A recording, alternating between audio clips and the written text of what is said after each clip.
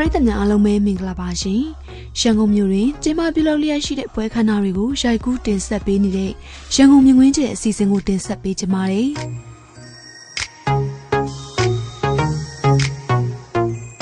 လူတဦးရဲ့ပထမမျက်နှာလှပမှုသာမကဘဲနဲ့ဒုတိယမျက်နှာဖြစ်တဲ့သပင်ပြင်ဆင်မှုကပါအရေးပါလျက်ရှိပါတယ်။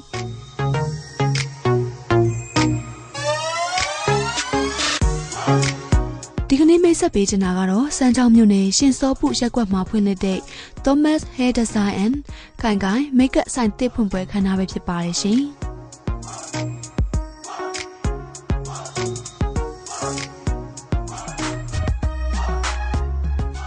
ဆိုင်တစ်ဖွင့်ပွဲကိုတော့မိဟောင်မိတ်တစ်များမော်ဒယ်လေးများကတက်ရောက်အားပေးရင်းစတင်ခဲ့ပါတယ်။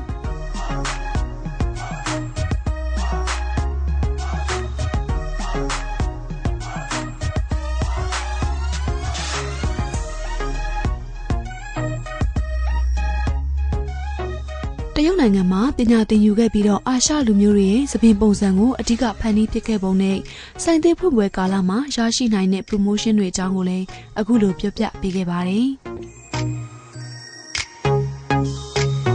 ကျွန်တော်ဆိုင်နာမည်က Thomas Hair Design နဲ့ Kakan Hair Makeup ခုလေးဖြစ်ခဲ့ပုံကကျွန်တော်အဓိကဆိုတာဒီကိုယ်ပိုင်ပေါ့ကိုယ်ပိုင်လုပ်လို့ချင်မှာသူ့ရဲ့ campaign ကြည့်ဖို့လို့ရှိလေအဲ့လိုမျိုးပေါ့ဖွင့်သိချင်တယ်ပေါ့အဲ့လိုမျိုး feeling လို့သိချင်တဲ့အတွက်ကြောင့်ကျွန်တော်ဒီဆိုင်ဖွင့်တာပါကျွန်တော်ကြတော့စပင်ပညာပေါ့နော်makeup ပညာကြတော့ကက်ခိုင်ပေါ့နော်ကျွန်တော်ဒီကစပင်ပညာနဲ့စတင်ကြရချင်းဆိုရင်တော့တရုတ်ပြည်ပေါ့တရုတ်ပြည်ကွမ်ကျုံမှာပထမတစ်ခေါက်နဲ့ဒုတိယတစ်ခေါက်သွားဆေးဘူးခဲ့တယ်ကျွန်တော်ဆိုင်မှာဆိုအဓိကအားဖြင့်ပေါ့ပိတ်ဆံအဓိကမထားပဲနဲ့ပေါ့လာရောက်တဲ့ဧည့်သည်တွေအကုန်လုံးစိတ်ချမ်းသာစေချင်တယ်ပေါ့တချို့အဲ့တဲ့တော့များအဖြစ်တော့စပင်လုတ်ချင်ကြတယ်လေသူကစပင်ကလုတ်လို့ရမရ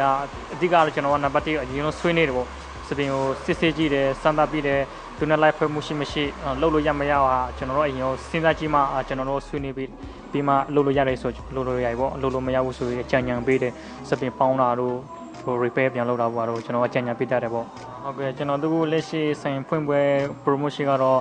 ဒီ24ရက်ကနေပေါ့24ရက်နဲ့17လပိုင်းကုန်အထိပေါ့ discount ဟာဒီစပင်ရှော့ညပေါင်းတင်ဆိုရင်30ရာခိုင်နှုန်းစပင်ဆေးဆိုးဖြောင်းကောင်းဆို50ရာခိုင်နှုန်းအထိကျွန်တော် discount ချပေးထားတယ်ဟုတ်ကဲ့ဒီဘယ်သူပဲအဲ့ဒီပုံစံမျိုးမဆိုပေါ့အကုန်လုံးကြိုးဆိုပါတယ်ပေါ့ကျွန်တော်ဖွင့်ထားတဲ့ဆိုင်ရလို့စမ်းကြောင်းမြို့နယ်ပေါ့ရှင်စောပူရက်ကွဲဆိုရင်1 condo 3B ပေါ့အဲ့နံပါတ်အမှအဓိကထားပြီးတော့ပြင်ဆင်ထားတယ်ပေါ့နော်ဘယ်အဲ့ဒီမဆိုပေါ့ကျွန်တော်တို့ဖိတ်ခေါ်တယ်လာရောက်ပျော်ရွှင်ပြီးတော့စပီပုံစံမျိုးလာဆွေးနွေးလိုက်ရတယ်လာလဲလို့လည်းရတယ်လာကြည့်လို့လည်းရတယ်ပေါ့ပညာမဆိုလည်းဆွေးနွေးလို့ရတယ်ပေါ့အကုန်လုံးဖိတ်ခေါ်ပါတယ်စပင်မိတ်ကပ်အလားပြင်ဆင်မှုများသတို့သမီးသတို့သားဓပုံရိုက်ကူးမှုမိတ်ကပ်များအပြင်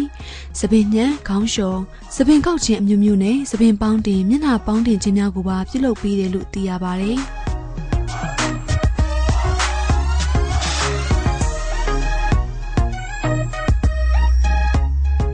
ဆိုင်ဖွင့်ပွဲတက်ရောက်ခဲ့သူတူကလည်းယောက်ျားလေးများအတွက်ပါစပင်နဲ့မိတ်ကပ်အရေးပါပုံကိုအခုလိုပဲပြောပြပေးခဲ့ပါတယ်။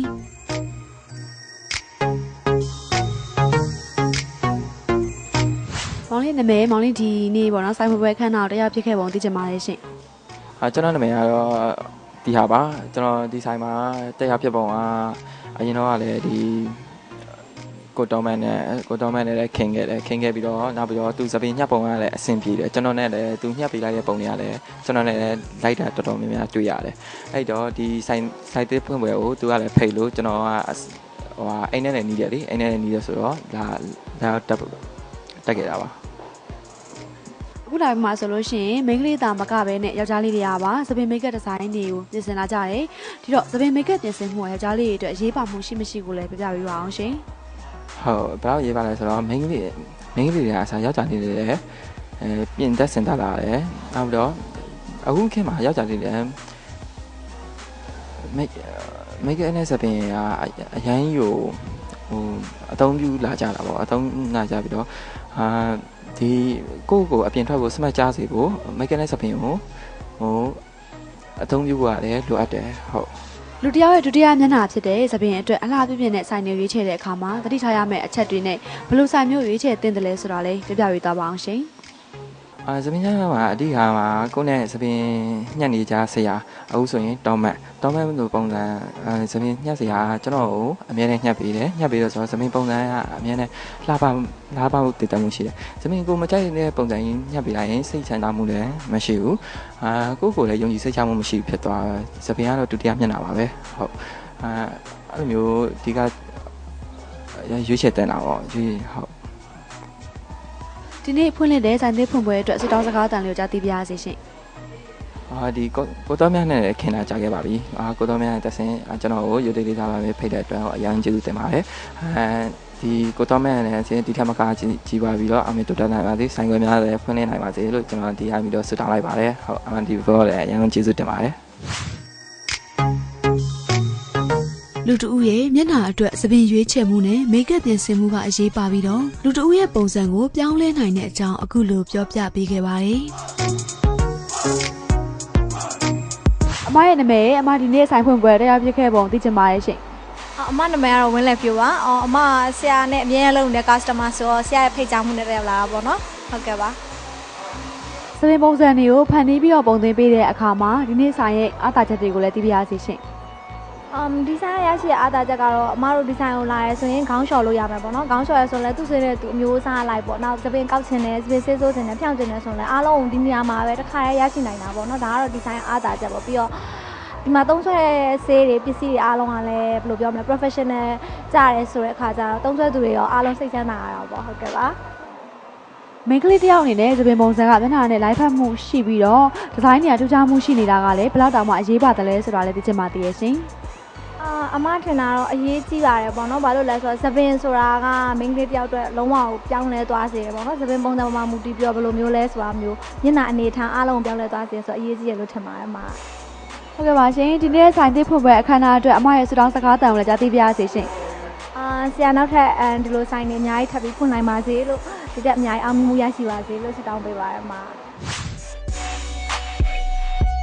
ကြည့်ရှုအားပေးနေကြတဲ့ပရိသတ်များရှင်ဒီကနေ့တင်ဆက်ပေးနေတဲ့ Thomas Hair Design ကန် Makeup ဆိုင်သစ်ဖွင့်ပွဲအခမ်းအနားတင်ဆက်မှုကိုရနာရင်နဲ့ပရိသတ်များကိုနှုတ်ဆက်လိုက်ပါတယ်။ဒီကနေ့တင်ဆက်ပေးခဲ့တဲ့အခမ်းအနားအစီအစဉ်ကိုကြည့်ရှုအားပေးနေကြတဲ့ပရိသတ်တယောက်ချင်းစီကိုလည်းကျေးဇူးထူးပဲတင်ရှိပါတယ်။အားပေးကြည့်ရှုခဲ့ကြတဲ့ပရိသတ်များကလည်းမင်္ဂလာရှိတဲ့နေ့ရက်များကိုပိုင်ဆိုင်နိုင်ကြပါစေရှင်။